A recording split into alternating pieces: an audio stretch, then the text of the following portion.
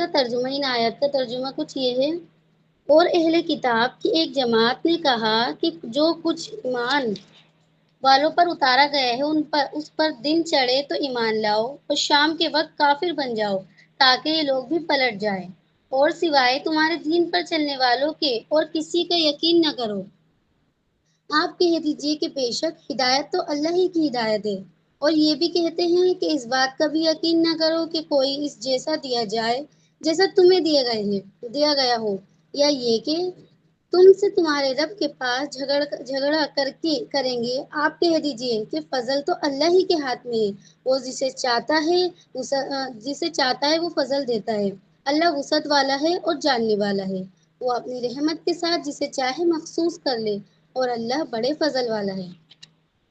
سورہ آل عمران کی آیت نمبر 72 سے 74 تک میں آپ کے سامنے انشاءاللہ اس کا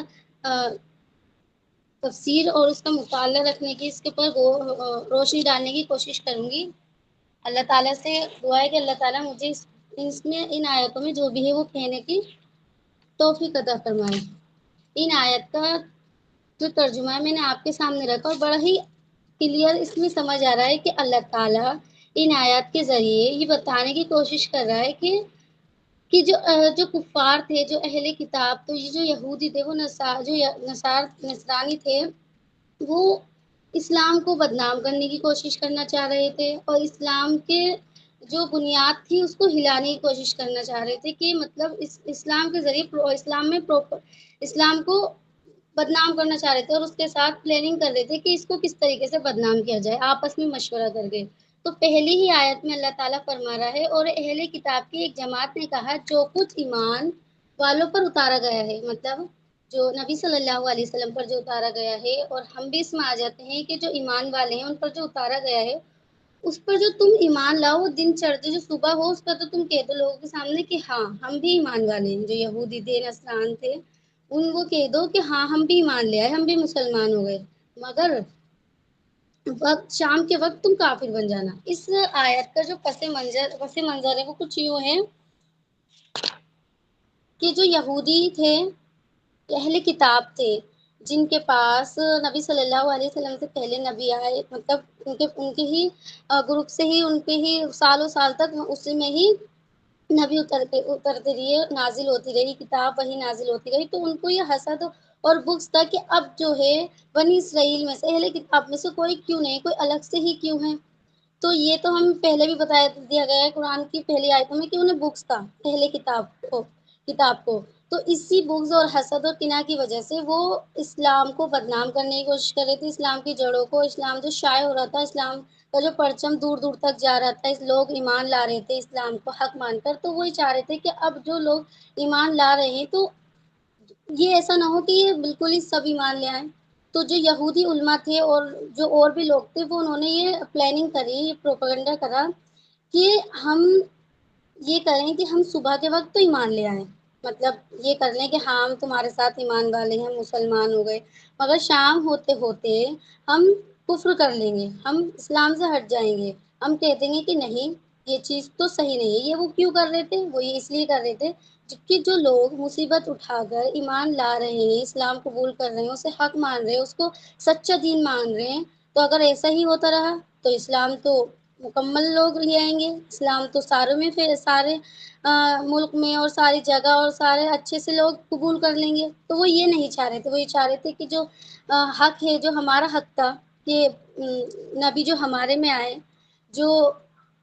اللہ تعالیٰ نے فضل ہم پہ کرا تھا وہ ہم پر ہی رہے، جو وہی ہم پر اترتی تھی وہ ہم پر ہی اترتی رہے۔ یہی سوچ رہے تھے کہ یہودی اور اہل کتاب یہی سوچ رہے تھے کہ جو فضل ہم پہ ہوتا تھا ابھی مسلمانوں پہ کیوں ہو رہا ہے، جو ہدایت ہمیں ملتی تھی وہ ہدایت مسلمانوں کو کیوں مل رہی ہے۔ تو یہ ان کی پلاننگ تھی کہ دین کو کمزور کرنے کے لیے اور دین کے لیے یہ خدشہ کرتے ہیں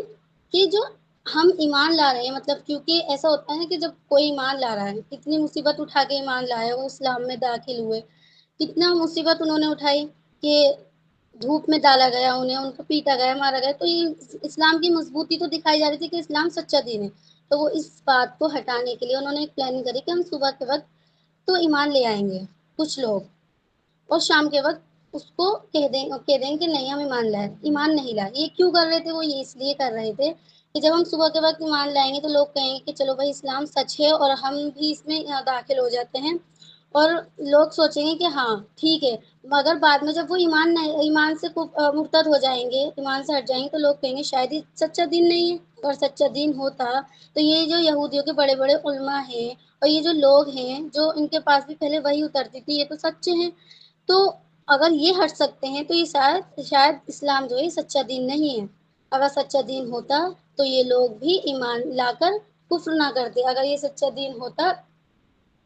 تو یہ اس سے ہٹتے نہیں. تو یہ اسلام کو کمزور کرنے کی کوشش کر رہے تھے، پلاننگ کر رہے تھے کہ ہم، جیسا کہ اسی آیت میں بتایا گیا ہے کہ ایمان والوں پر جو اتارا گیا ہے مطلب قرآن، مطلب ایمان جو ان پر جو ان پر فضل کیا گیا ہے، تو صبح کے وقت تو ایمان لے آؤ اور شام کے وقت پلٹ جاؤ، کافر بن جاؤ. اس سے اسلام کی جو بنیاد ہے وہ کمزور ہوگی. لوگ سوچیں گے کہ شاید ہی سچا دین نہیں ہے. اگر سچا دین ہوتا تو یہ بھی تو سچے لوگ ہیں، یہ بھی تو صحیح لوگ ہیں، یہ بھی تو پڑھے لکھے لوگ ہیں. کیونکہ وہ جو تھے وہ پڑھے لکھے تھے، علم تو اللہ تعالیٰ نے انہیں علم دیا تھا اور انہیں حق بات پتہ بھی تھی کہ یہ اسلام جو ہے سچا دین ہے. اس لیے ہی وہ یہ کر رہے تھے کہ اگر لوگ اسلام لے آئے، قبول کر لیا، زیادہ سے زیادہ اس سے اپنا لیا، تو ہماری جو سچائی ہے وہ لوگوں کے سامنے آ جائے گی کہ ہم حق بات کو چھپاتے ہیں. اور اللہ تعالیٰ آگے بھی دوسری آیت میں فرماتا ہے، جیسے یہ پلاننگ کر رہے تھے، پروپیگنڈے کر رہے تھے اسلام کو بدنام کرنے کے لیے، اسلام کو نیچا گرانے کے لیے، اسلام کی جڑوں کو کاٹنے کے لیے کہ یہ آگے تک نہ پہنچے. تو اللہ تعالیٰ فرماتا ہے کہ یہ لوگ اپنی چال چل رہے ہیں. سورہ ال عمران کی 54 آیت میں اللہ تعالیٰ فرماتا ہے، یہ اسی ہی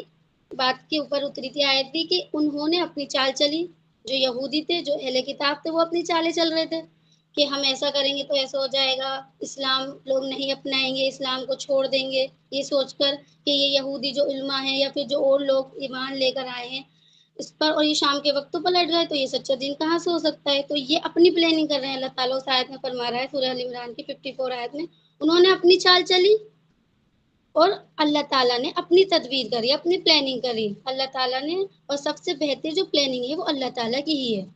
کیونکہ وہ تو اپنی چالیں چل رہے تھے، وہ غدار تھے، وہ دشمن تھے، تو وہ اپنی چالیں چل رہے تھے کہ ہم ایسا کر لیں گے تو شاید ایسا ہو جائے گا. مگر اللہ تعالیٰ بہترین پلانر ہے، اللہ تعالیٰ بہترین پلاننگ کرنے والا ہے، تدبیر کرنے والا ہے. تو اس آیت میں جو سورہ ال عمران کی آیت نمبر 54 میں بتایا گیا ہے کہ انہوں نے اپنی چال چلی اور اللہ تعالیٰ اپنی تدبیر کر رہا ہے، اور اللہ تعالیٰ بہتر تدبیر کرنے والا ہے. تو پھر اللہ تعالیٰ اگلی آیت میں فرما رہا ہے، وَلَا تُؤْمِنُوا إِلَّا لِمَن تَبِعَ دِينَكُمْ، اور سوائے تمہارے دین پر چلنے والوں کو اور کسی کا یقین نہ کرو. قُلْ إِنَّ الْهُدَى هُدَى اللَّهِ، آپ کہہ دیجئے کہ بے شک ہدایت تو اللہ ہی کے ہاتھ میں ہے. اور یہ بھی کہتے ہیں کہ اس بات کا بھی یقین نہ کرو کہ کوئی اس جیسا دیا جائے جیسا تمہیں دیا گیا ہے، یہ کہ یا یہ کہ تم سے تمہارے رب کے پاس جھگڑا کریں گے. آپ کہہ دیجئے فضل تو اللہ ہی کے ہاتھ میں، وہ جسے چاہے وہ فضل دے دے اور جسے چاہے نہ دے. اللہ وسعت والا ہے اور جاننے والا ہے. تو اس آیت میں اللہ تعالیٰ فرما رہا ہے کہ یہ جو اور کسی کا یقین نہ کرو، جو تم کہہ رہے، مطلب یہ جو یہودی تھے، اہل کتاب تھے، وہی کہہ رہے کہ اور کسی کا یقین نہ کرنا. جو تمہارے پاس، جو تمہارے لوگ ہیں، جو ہمارا دین تھا، جو اللہ تعالیٰ نے ہمیں دیا تھا، صرف وہی قبول کرنا. مطلب انہیں یہ بھی ڈرتا ہے کہ اگر یہ لوگ جا رہے ہیں، اگر ہم اسلام قبول کر لیں صبح کے وقت بھی، تو ایسا نہ ہو کہ ہمارے دل میں وہ چیز ہدایت آ جائے یا پھر وہ روک دی جائے. تو اور سوائے تمہارے دین پر چلنے والوں کسی کا یقین نہ کرنا.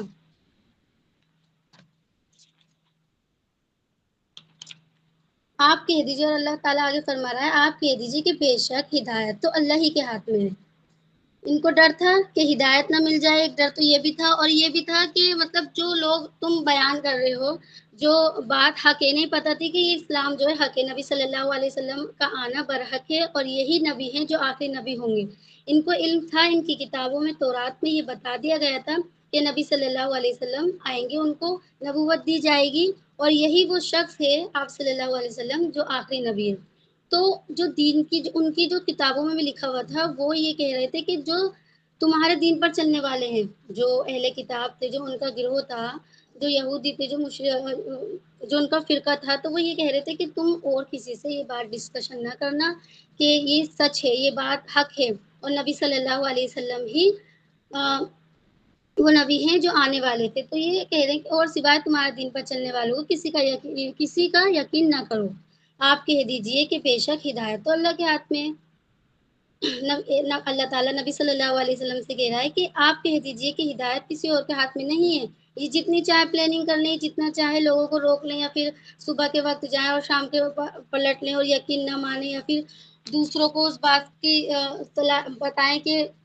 اور کسی کو یہ بات نہ بتانا کہ نبی صلی اللہ علیہ وسلم حق ہے، تو آپ کہہ دیجئے کہ ہدایت کسی کے ہاتھ میں نہیں ہے۔ نہ یہ ہدایت دے سکتے ہیں لوگوں کو، نہ ہدایت ہی روک سکتے ہیں، نہ اسلام میں آنے سے روک سکتے ہیں، اور نہ اسلام سے لوگوں کو پلٹا سکتے ہیں۔ ہدایت تو صرف اللہ تعالیٰ کے ہاتھ میں ہے، اور کسی کے ہاتھ میں نہیں ہدایت دینا۔ جیسا اللہ تعالیٰ اور بھی جگہ فرماتا ہے کہ اللہ تعالیٰ جس کو چاہے، جس کے لیے چاہے اسلام کی اللہ تعالیٰ جسے چاہے ہدایت دے، اور جسے چاہے اسلام کی نعمت سے نواز دے۔ اللہ تعالیٰ فرماتا ہے آیاتوں میں، اللہ تعالیٰ جسے ہدایت دیتا ہے اور وہی ہدایت یافتہ ہوتا ہے، اور جسے گمراہ کرنا چاہتا ہے وہ گمراہ ہو جاتا ہے۔ ہدایت دینا کسی کے ہاتھ میں نہیں ہے، ہدایت دینا اللہ کے ہاتھ میں ہے۔ اگر یہ صبح کے وقت آ بھی رہے ہیں اور شام کے وقت انہوں نے پلاننگ کر لی کہ بیٹھنا، اگر اس میں سے ہی اللہ تعالیٰ جسے چاہے ہدایت دے دے اور جسے چاہے روک لے،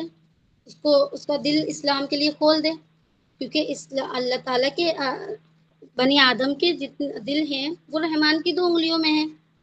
اللہ تعالیٰ جس کا دل جس طرف موڑ دے، تو یہ کسی کے اختیار میں نہیں ہے۔ جتنی بھی پلاننگ کر رہے ہیں یہ سب رد کر سکتا ہے۔ کون کر سکتا ہے رد؟ اللہ تعالیٰ کر سکتا ہے۔ بے شک ہدایت کس کے ہاتھ میں؟ ہدایت تو اللہ کے ہاتھ میں ہے۔ تو ہدایت دینے والا کون ہے؟ یہ جو بھی پلاننگ کر رہے ہیں آپ اس سے گمشدہ نہ ہو۔ اللہ تعالیٰ کہہ رہا ہے کہ ہدایت اللہ کے ہاتھ میں، تو وہی دے گا، اور کوئی نہیں دے سکتا۔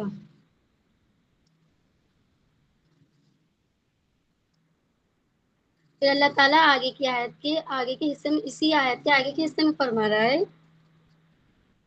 اور یہ بھی کہتے ہیں کہ اس بات کا یقین نہ کرو کہ کوئی جیسا دیا جائے جیسا کہ تمہیں دیا گیا ہو۔ مطلب ان کا یہ ہے کہ جو یہ اہل کتاب تھی، یہ کہہ رہے، یہ ان کا ماننا تھا کہ فضل ہم پر ہونا چاہیے، نبوت ہم پہ اترنی چاہیے، وہی ہم پر آنی چاہیے، علم ہمیں زیادہ ہے۔ تو یہاں پر یہ بتا رہے ہیں کہ یہ جھگڑا کریں گے، یہ آپس میں جھگڑا کریں گے۔ آپ کہہ دیجئے کہ اور یہ بھی کہتے ہیں کہ اس بات کا بھی یقین نہ کرو کہ کوئی اس جیسا دیا جائے جیسا تمہیں دیا گیا ہو۔